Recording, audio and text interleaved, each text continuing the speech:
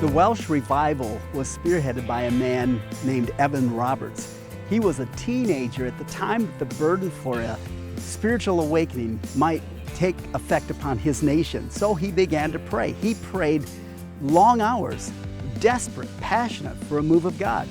Now, with time, those prayers and that passion erupted into an awakening, birthed on the inside of him. He had he heard the voice of God say 100,000 converts are going to be swept into the kingdom out of the country of Wales. And sure enough, within a couple years, he began to preach to just a handful of people. And the power of God came down, and in 6 months, 100,000 people were swept into the kingdom, primarily young people that spearheaded that. That offers me hope. When you look back through historic revivals, we see it again and again.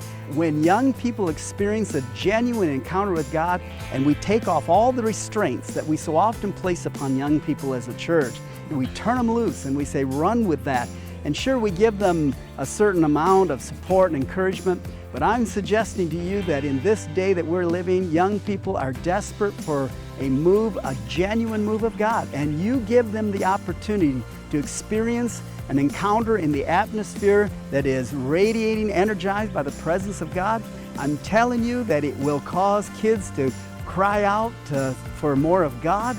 We experienced it in our last tent crusade. Even as we're doing the activities and the games, as teenagers would come up to a pastor and say, "What is this?" And they would be shaking because they felt God on them, and they would right on the spot repent and ask Christ into their life. And we'd go into the services, and kids off the street would come and peek into the door of the tent, watching what was going on. And they would go from peeking from the outside to moving to the front row because they were drawn by the power of God, and these kids were giving their lives to Jesus.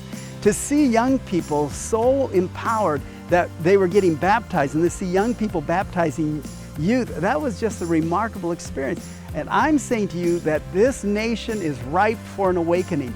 There's nothing that's going to change this country other than a spiritual move of God.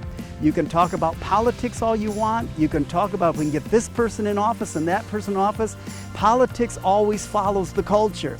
But if we see the culture impacted by a move of God, I'm saying to you, politics will fall in line with that. And what we need in this day is a heaven-sent move of God that's going to give opportunity for people to respond to the gospel.